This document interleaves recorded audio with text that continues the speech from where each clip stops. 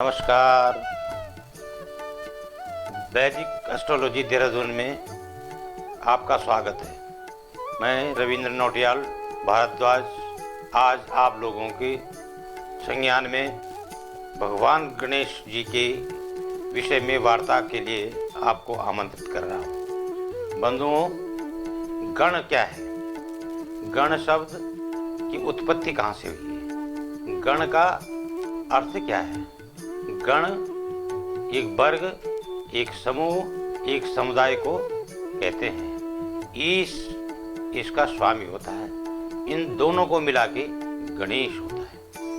और गणेश शब्द हमारे गले से उत्तरोत्तर ध्वनिमत होता है। गौ गौ गौ, ये जो उच्चारण होता है ये हमारे गले से उत्पन्न होता है। कुछ उच्चारण आत्मा से होते हैं, कुछ मन से होते हैं, कुछ हृदय से होते हैं, कुछ पेट से होते हैं, जैसे ओम। तो उसमें हमारा शारीरिक क्रियाएं जो काम करती है। लेकिन गंग गणपतये नमः ये केवल गले से उच्चारित होता है। और गला ही भगवान शिव के द्वारा गणेश का जो है विच्छेदित किया जाता है। इसलिए गणेश जी का गले से बहुत बड़ा संबंध है। दूसरे में मित्रों, आज का जो विषय है, व्याकरण में गण 3 प्रकार का होता है। भावादि, अदादि और जोहतादि प्रवृत्ति गण के समूह हैं। वैसे रामायण में भी गण के बारे में कहा गया और गण शिव जी का अनुचर है। रामायण में गज 27, अश्व 81, पदाति 135, ये कुल 270 समूह हैं जिनके जिनके भगवान, जिनके स्वामी गणेश हैं। ये तो है व्याकरणोत्मक गण की परिभाषा। अब दंत कथाओं और किंवदंतियों और हमारे कथानुसार, श्रीमद् भागवतानुसार, श्री ब्रह्ममूर्त वैवर्त्य के अनुसार गणेश जी की उत्पत्ति जो हुई है वो माँ दुर्गा की, माँ पार्वती के उपटन से बताई जाती है। उपटन को निकाल के गणपति की उत्पत्ति केवल माता जी के रक्षा हेतु की गई थी, क्योंकि उस टाइम माँ जी अपने कक्ष में अकेली थी और अपनी सुरक्षा के लिए गणपति का निर्माण किया।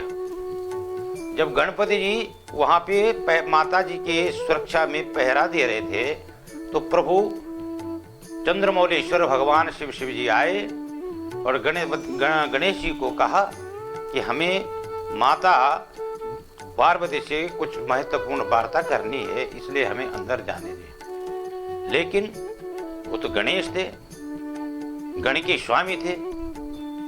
उन्होंने अपने कर्तव्य को निर्वहन करते हुए ईमानदारी से, स्वेच्छाचारिता से अपने कर्तव्य निवारण करने के लिए भगवान शिव को अंदर जाने की आज्ञा ने दी। भगवान शिव बड़े क्रोधित हुए। भगवान शिव ने नंदी को कहा कि नंदी तुम गणेश को समझाओ। नंदी ने गणेश को समझाया, लेकिन बड़े बड़े योद्धा, महायोद्धाएं गणेश जी के पास गए, लेकिन गणेश जी ने उनका अनुनय विनय नहीं सुना और वहां पे युद्ध की पराकाष्ठा जो है पैदा हो गई।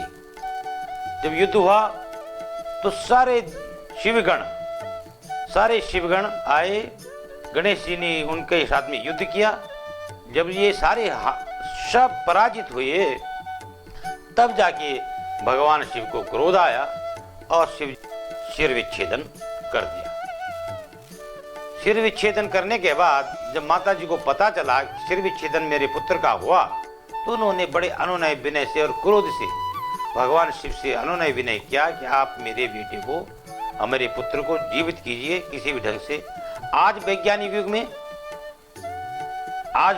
में शल्य क्रिया का जो जनक है, वैज्ञानिक युग में प्रत्यारोपण का जो जनक है वो भगवान शिव ही हैं। क्योंकि पहला प्रत्यारोपण हाथी का गणेश में हुआ था। हाथी का सिर गणेश में प्रत्यारोपण किया था। वो एक टेक्नोलॉजी थी जिस टेक्नोलॉजी को आज हमारे वैज्ञानिक उसको डेवलप कर रहे हैं, उसको अनुवादित कर रहे हैं, उसको अनुमोदन कर रहे हैं और उससे सीख रहे हैं। तो भगवान शिव ने का सिर गणेश पे प्रत्यापित किया और उनको पुत्र स्वीकार करते हुए उनको आशीर्वाद और आयुष्मान का वरदान दिया। मित्रों, आपको शायद ये संज्ञान होगा, गणपति जी या गणेश जी या गजानन जी या संकटहरण जी ये सबसे बड़े टाइपिस्ट थे, सबसे बड़े टाइपिस्ट। वेदों की जो लिपि है, वेदों की जो संरचना है वो गणपति जी की कलम से हुई है। गणपति जी इतने लेखन में इतने थे, उन स्टेनोग्राफर भी थे, वो लेखक भी थे, वो बाबू भी थे, लिपिक भी थे। ऐसे गणपति जी का योग्य था। और लिखा भी है उसमें भगवान शिव के बारे में, भगवान शिव की जो महिमा है उसके बारे में भी गणेश जी को लेखन का दायित्व दिया गया था। और ब्रह्मा जी ने सब वेदों का लेखन का दायित्व गणेश जी को दिया था। गणेश भी कई प्रकार से उनका वर्णन मिलता है।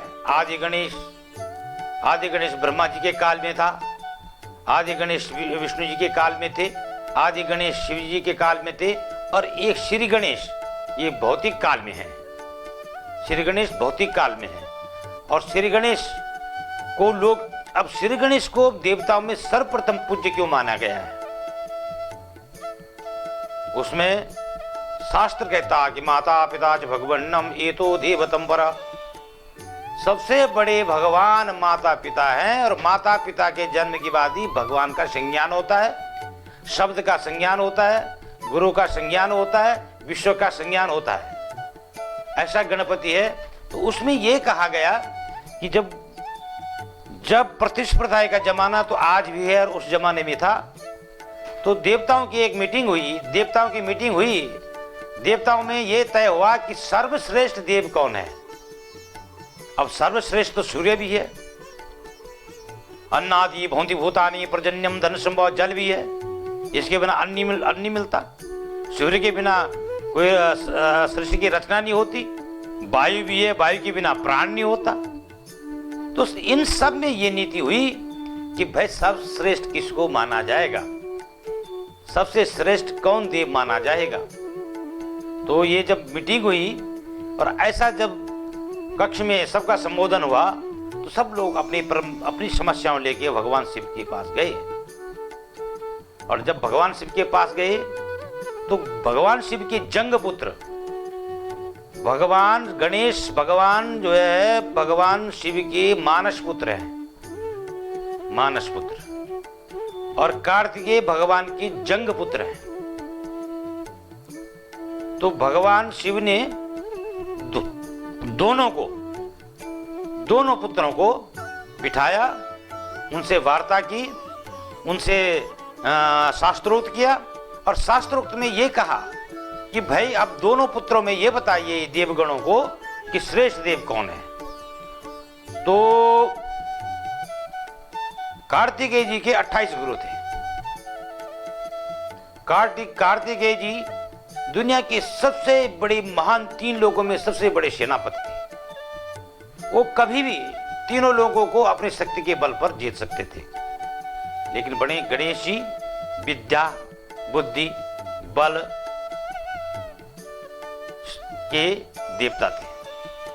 तो दोनों भाइयों के सामने ये शर्त रखी गई भगवान शिव द्वारा कि श्रेष्ठता बनने के लिए जो पृथ्वी के परिक्रमा में प्रथम स्थान प्राप्त करेगा वही सर्वश्रेष्ठ माना जाएगा। ये शर्त थी। उस शर्त का निर्वहन कार्तिकेय जी ने अपने बाहुबल के आधार पर मूल्यांकन किया। कार्तिकेय जी को ये शक्ति का ये वरदान था कि वो तीनों लोगों को एक ही समय जीत के जो है भगवान शिव के सामने प्रस्तुत हो जाएंगे। वो तो इस आधार पर पृथ्वी की परिक्रमा में निकल गए। गणेश जी कहीं नहीं निकले। गणेश जी बैठे रहे, चुपचाप लिखते रहे। जब उन्होंने सोचा कि अब कार्तिकेय पहुंचने वाला नहीं, एक चक्कर जो है भगवान शिव और पार्वती के चारों तरफ मारा और वहां पे बैठ गए। जैसे गणेश जी बैठे तो कार्तिकेय जी भी आ गए। और भगवान शिव को निर्णय करना था कि श्रेष्ठ कौन है। तो भगवान शिव ने यह निर्णय किया ब्रह्मा जी से, प्रभु विष्णु जी से कि बताइए आप आप किसको श्रेष्ठ मानेंगे? आप लोग निर्णय दीजिए, तो आप किसको श्रेष्ठ मानेंगे? तो तीनों देवों को, कुछ लोग कहते हैं कि केवल शिव जी का निर्णय था, केवल शिव जी का निर्णय नहीं था। तीनों देव का जो ओंकार के अंदर जो तीन देव है, ओंकार, ओम ब्रह्मा, ओम ओ ब्रह्मा, ओ विष्णु, म महेश, इन तीनों शब्दों के निर्माण से ओम बना। तो ओंकार के अंदर जो तीनों त्रिदेव थे, उन त्रिदेवों का ने निर्णय दिया कि श्रेष्ठ जो देवों में देव श्रेष्ठ जो देव है वो गणपति जी होंगे। तो इसमें शंका समाधान कार्तिकेय जी ने कहा कि गणेश जी तो कहीं गए नहीं कैलाश छोड़ के, मैं तो तीनों लोगों की परिक्रमा करके आ गया और आपने गणेश जी को श्रेष्ठ घोषित कर दिया। तब उस टाइम पे इसी श्लोक का निर्माण हुआ था कि माता पिता च भगवन्नम एतो देवतम परम, कि मेरे तीनों लोग मेरे मात्र पिता है, मेरे तीनों देव मेरे भगवान हैं, मेरे तीनों शक्तियां मेरे माता पिता है, इसलिए मैंने अपने माता पिता की परिक्रमा की, इसलिए मैं यहीं पर इनकी परिक्रमा में व्यस्त था। तो इस सूत्र को मानकर तीनों देवों ने गणपति जी को, गणेश जी को, गणेश का मतलब हो गया कि समूह के देवताओं को, और गणपति हो गया मतलब समूह के मालिक को, आज की भाषा में आप कहिए समूह के मालिक को। तो गणपति जी का निर्माण गणेश चतुर्थी को हुआ और उस गणेश चतुर्थी का जो हमारे हिंदू सनातन धर्म में गणेश जी के उद्भव का, गणेश जी का जन्मोत्सव के रूप में मनाया जाता है। और क्यों मनाया जाता है?